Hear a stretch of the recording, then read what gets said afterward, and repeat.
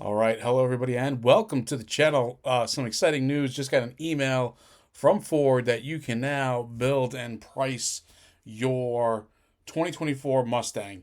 And I'm going to dive into this right now. I haven't really clicked around much to see this. There looks to be a little bit of a trick to getting to that spot where you can actually do the build and price.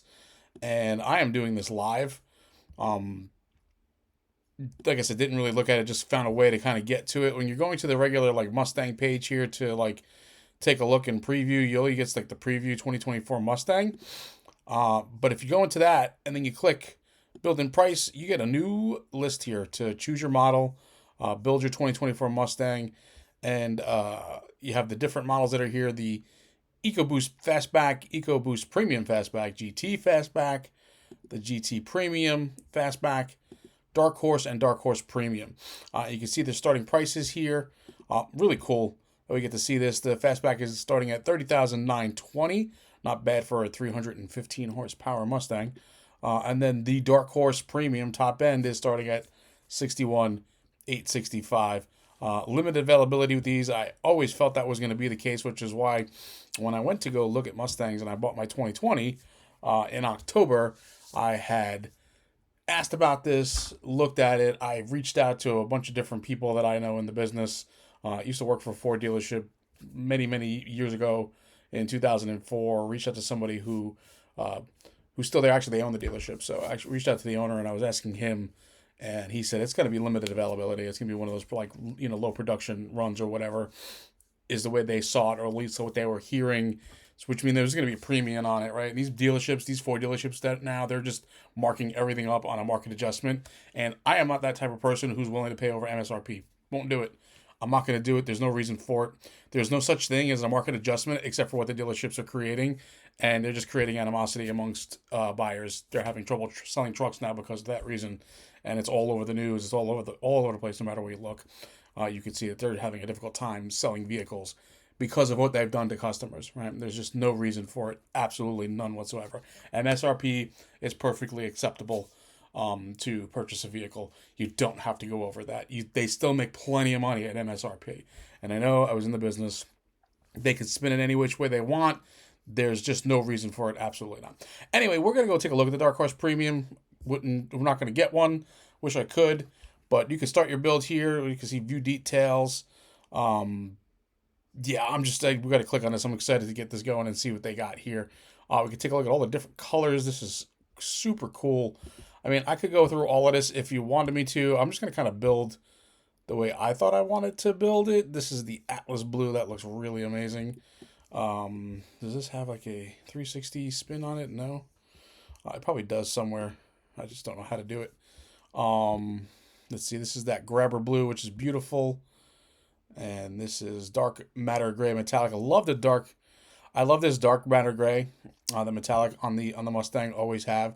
This is that vapor blue that we've seen all over the place. It was at the shows when they were announcing it. Dark Horse Appearance Package. Adding blue ember metallic also requires the following changes. A Dark Horse Appearance Package, $1,250. That is a interesting looking color as well. And then the silver. So I mean, we're gonna do it the way I guess I would do this. Is gonna be the vapor blue because I thought that was an amazing looking color. It kind of reminds me of that. What they call it? What was it? Mystic, or whatever it was back in the day, and it was like from a different angle, from different angles, it looked like different colors. And this is kind of the same thing. Like in your different angles and certain lights, it'll kind of change the color a little bit. Is the way it looks to me. Hood stripes. It looks like you can add those on here. Gloss black adds the Dark Horse Appearance Package, which is fine. And then the black does the same thing. I think it's on there no matter what, to be honest. However, I mean, what's the difference? Gloss black or tarnished dark low gloss. Gloss black with patterned stripe. I mean, I guess I'd want the appearance package, right? I don't need a blue stripe though. We'll get that one there. Comes included with the 5-liter 4-valve dual overhead cam, naturally aspirated engine, Tremec 6-speed manual. Of course, it's going to be the Tremec, which is amazing. Or the 10-speed is your option for an additional $1,600. I'd probably get this one automatic, to be honest with you. I've always been a kind of like, save the manual guy, hashtag save the manuals. But in this case, I would think that I would want to do the limited slip 373 axle ratio for the stick, which is always the case on models. The package groups here looks like there's only one equipment package group, which is the Dark Horse 700A. But we can see what this says, right? Aluminum foot pedals, approach detection with welcome farewell exterior lighting, heated and cooled driver and front passenger seats, memory driver seat. That's pretty cool. Universal garage door opener, of course, premium trim with accent color, and a security package. So we have that selected. I think they have to do that. Security package is included. All of this stuff here is included. The Ford 350, the Ford Copilot 360 Assist. That's interesting. What's that all about? Adaptive speed cruise control when equipped with a 6-speed manual. With stop and go when equipped with the 10-speed automatic. That's pretty cool. Stop and go. I like that. Lane keep assist. The lane centering assist. Speed sign recognition with intelligent adaptive cruise control. That is pretty cool. Voice activated touchscreen navigation system with pinch to zoom capability. All right, so now we're starting to really get deep into this here, right? I didn't want to go this far. I just kind of wanted to build out and see what it would be for something that I would pick. Dark Horse handling package, yes. 19, so 305s in front and 315s out rear. And adjustable strut top mounts, front tow hooks, magnetic dampening system, absolutely. Performance rear spoiler, or gunnery flap. And gurney flap, I'm sorry, I thought it said gunnery. Oof. Revised chassis tuning, $4,500. I mean, it is what it is, right? We're going to go for the best of the best here. Looks like they have the wheels here selected. I don't want the 255s. I want the 305s and the 315s. Full door vehicle color. Exterior options. What does that look like? Available on Dark Horse. Image coming soon or pre-production computer generated image were shown. They don't even have that available to kind of show you just yet. I thought the Magna Ride was part of the performance package. I guess it changes the spoiler in the back. That other one, Dark Horse handling package. And I thought the Magna Ride was part of that. Interesting.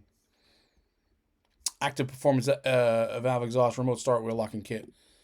The Magna Ride is something I would definitely want on here. It's standard. Okay, so it's already standard on the Dark Horse. So they're going to have to, I guess there's work that they have to do here to kind of fix these things. But I mean, I would sit there and say, yes, I want that. It's already standard. Do you want to change performance rear wing, Dark Horse handling package, magnetic dampening system? No, we don't want to change that. Brake calipers, grabber blue with white logo. Brake calipers black with white logo. Brembo brake system we leave alone. The Bliss blind spot. And obviously the universal door thing. And interior indigo. It's a deep indigo, so looking decent, I guess. Recaro seats are available, it looks like. Included with the premium trim with color accent group. So this is available on Dark Horse 600. So there's 600A and 600A. So I guess it's the premium is the 700A. And 600A would be the lower end of this. And this is just all the other kind of like stuff that they have. Roadside assistance kit, premium front liners. I would buy WeatherTech mats anyway. And when they're available, I'm sure it won't take long for them to do that. Full outdoor vehicle color blue. Don't know what that means. That's something I would have to kind of ask a dealership, I guess. Or at least be able to see a picture of it. Radio type is fine. And then here we are. This is what we're looking at. So, fully built the way I want comes out to $70,505. You are getting into your Mach 1 / GT 350 range here with this build. And that's kind of to be expected. I kind of expected all of that anyway when I was originally looking at this car when it was originally announced and they were talking about it and stuff like that. So options on here are going to be the appearance package, and then the handling package are your big like money, your big ticket items here, big money ticket items in the build. So we have $7,345 in options, destination charge, and then estimated total MSRP is $70,505, and to me that is a completely acceptable price. I hope that these dealers don't go gouging customers and trying to charge over MSRP, saying market adjustment. There's no such thing. It's a made up term. It's a made up thing. I know what supply and demand is. That's not supply and demand. This is a luxury item and a luxury car. It's not a necessity. So you can't have a market adjustment and scream supply and demand on a car that is a specialty item. And you can't sit there and market adjust it because it's a specialty item. It just doesn't work that way. It's already at a premium. The price is already at a premium. This is a $70,000 Mustang. I bought my 90 GT for $13,000 brand new. I mean, just saying. I know it was 1990, but this is where it belongs. I'm not going to go down that rabbit hole of the MSRP thing. If you want me to, I have my thoughts, I have my opinions on it. I can make a completely separate video about it and discuss all of that. I can discuss my knowledge of the business and how it works behind the scenes and what dealers make and how they make their money, and how they're not losing money at MSRP. They're anything but losing money in MSRP. There's a lot of shadiness goes on behind the scenes, and I don't want to talk about that because I don't want to badmouth anybody, because not everybody's the same or in that same boat. I certainly wasn't. I had a manager who used to yell at me because I wouldn't. Again, I'm going down the rabbit hole, and I don't want to do that. But here it is for you folks. That's the build. Super excited for this. Please leave your thoughts, your comments down below. Let me know what you're thinking. I might do this a couple of times just to kind of see how things build out and to look a little bit deeper into some of the options that are here. But I want to do a little bit of a quick one here, just because I was super excited. I got that email saying, hey, go build your 2024 Mustang, and here it is. I may take a ride down to the dealership and see what they have to say as far as this kind of thing goes. Maybe I do trade in the 2020 and get one of these boys if they can agree to do MSRP for me at least. Because like I said, I'm willing to do MSRP for a car like this, for a special car.